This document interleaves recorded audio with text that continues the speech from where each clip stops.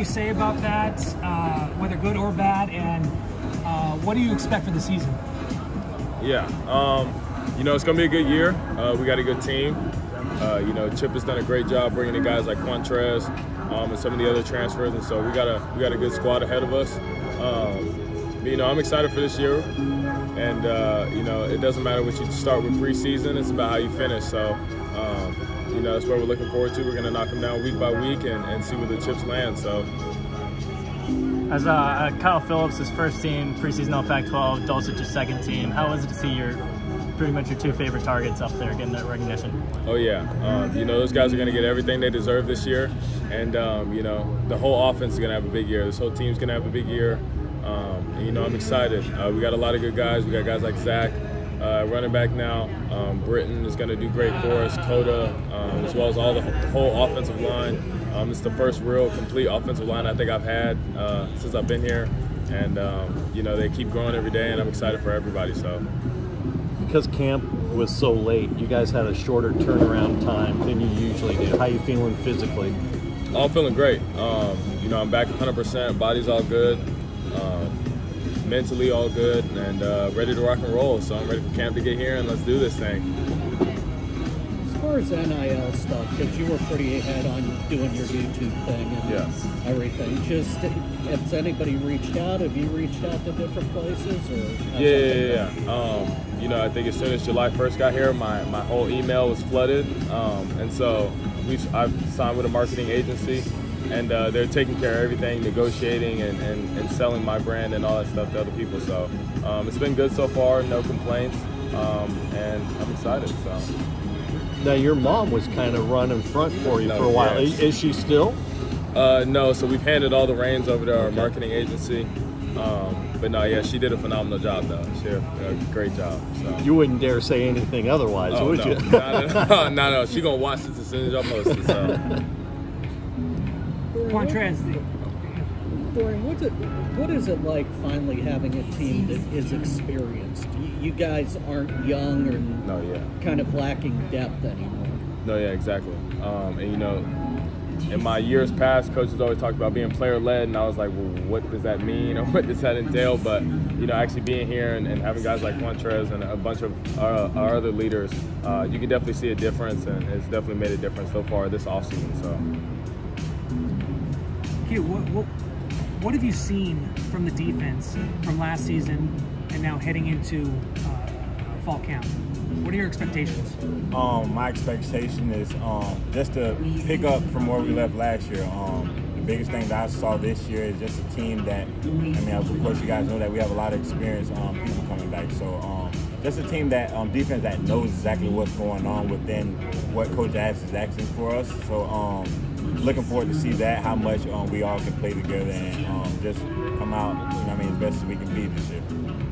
And Dorian was talking about being player-led. What kind of pride do you take in your leadership, and what is your role in kind of this player-led system? Well, a player-led team is huge. You know, you don't want to be on a team where the coach has to say everything, you know, has to do everything. Because at the end of the day, the coach is not on the field with you once the game starts, once the clock starts ticking. So you got players that actually can be coaches as well. I mean, it helps out the coaches, it helps out everyone. You know what I mean? Now when the coaches are not around, you know what I mean, the players are holding each other accountable. Dorian is telling me, you know, Q, you got to finish through the line. I'm telling Q Lake, I'm telling Obi, I'm telling Britton, you know what I mean, you have to go. We got to be here for each other today. And pretty much just what the coaches are doing. So we're trying to take pressure off the coaches, and hopefully that makes us, you know what I mean, come out victorious in every game. How much of a leadership role have you taken on since you've been at UCLA? There's been a lot of talk that as soon as you got there, you immediately became the leader of the defense. What have you done to step up and live up to that leadership role? Of course, I have to come to practice every day and be the same guy. You know, I feel like if I be anybody else, I'll be a discredit to my teammates. So I want to come here every day and just practice, know exactly what I have in my assignment.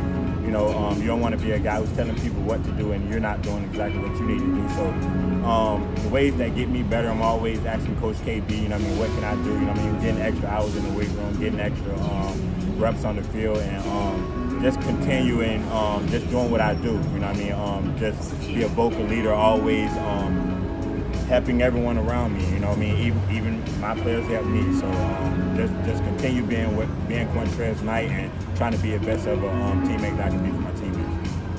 Well, you got a lot of miles on you from starting Maryland, Kent State, now you're at UCLA.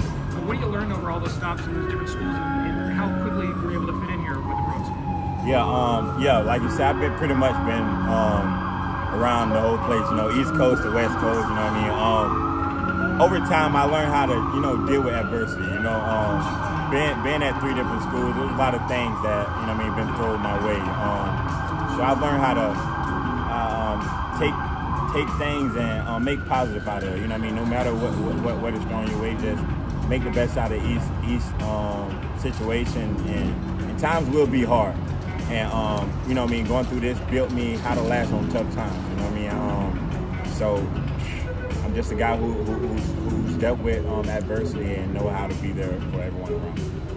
Now let me ask both you guys an NIL question, because there's talk from a lot of coaches that they worry about what happens in the locker room. Some guys making a lot of money off NIL, other guys aren't. As team leaders, how do you protect your teammates? How do you factor them in when they're not making as much money as some of you guys are? Yeah, and I think the biggest thing is keeping the main thing, which is football, and that's what's going to provide all your money for you. So I tell everybody and all the guys in there, it's not what you do off the field, it's what you do on the field. So nobody's going to pay you if you're not playing. So.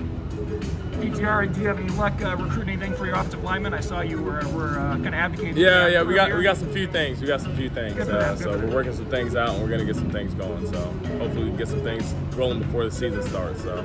You guys, like Max, trying to arrange state Yeah, exactly. For you guys. So. You guys both got the Jordan polos on. You guys last week were kind of showing off the jerseys in front of the team. What was that experience like, and what are your overall first impressions of Jordan? Jordan, man. I mean, where do we start? You know, everyone. As soon as you start. They're quiet when Dorian's talking. It's okay. I guess the ambulance, you know, they didn't want me to talk. But yeah, as soon as I found out we were having Jordan, man, just a whole feeling that, I mean, each player want to feel in college football. Jordan is one of the best brands you can have, you know what I mean? And I feel like what we're trying to build and establish here at UCLA is to simply be the best, you know what I mean? So we're playing in Jordan, and I remember my first time trying on the cleats. It was just a whole nother feel from the Under Armour cleats, man. Just didn't want to take them off, honestly. I think I kept them on pretty much the whole day, and actually I'm ready to get back to the facility now. We have a whole shipment came in, but we actually couldn't get to it because we was here. So Jordan's gonna be huge for us, man, and we're definitely looking forward to putting it on this year. Yeah, definitely. You said it all. You want to be the best, you got to be with the best. So you are who you hang around, and Jordan's the best. So we're trying to model their game and hold that standard. So have you kind of shown off the polos to the USC guys since? Yeah, we've been flaunting around a little bit with the uniforms, especially with the uniforms yesterday. We've been flaunting around. I know some of the guys. I know some of the Utah guys were talking about how they wish they were in Jordan. So how they were kind of mad when we got Jordan. So I make sure the USC guys see them. So I try to pass by them every time I see them. Hey, yeah, we got Jordan now. Q, how much of this defense now in year 2 is, you know, it seemed like a lot of just go play instead of react, or were you guys very reactionary? Just what's the comfort level like now in year 2?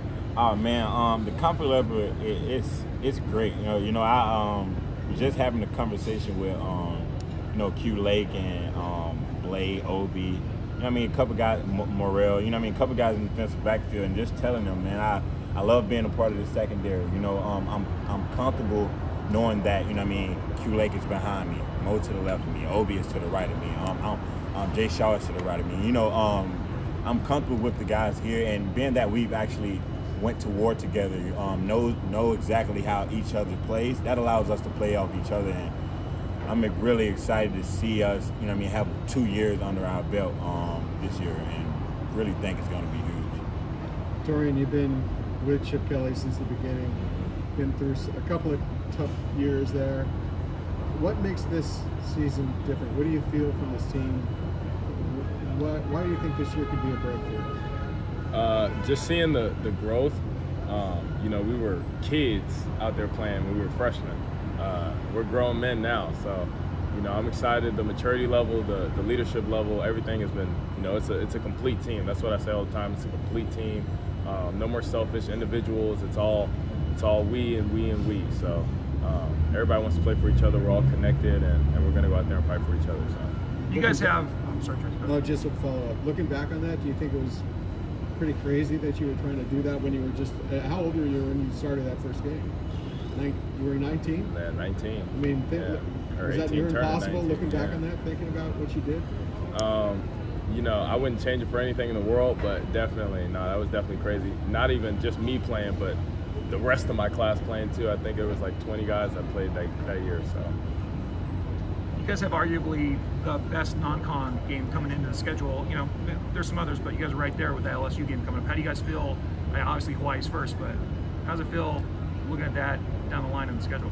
No, yeah, it's going to be exciting. Obviously, the game's going to be packed out and filled out, and all the hype's going to be around it. But you know, we're going to treat it like another opponent and knock them down just like we do the rest of them.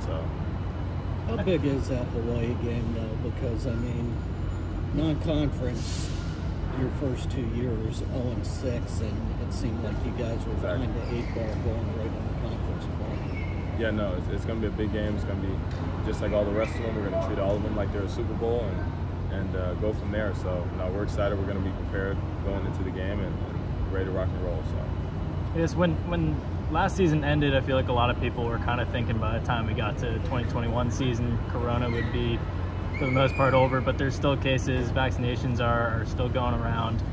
What do you guys have to do as leaders to make sure that people are following all the rules still, getting vaccinations? Like what are your roles in the locker room when it comes to COVID? I think educating everybody, making sure that they don't make any decisions just off emotion, and that they're making the correct decisions. But you know, we're behind whatever everybody stands for, and we're not going to push anybody either way. But at the end of the day, like I said, the main thing is the main thing, which is to play football. So whatever you got to do that, I advise everybody to do that. So.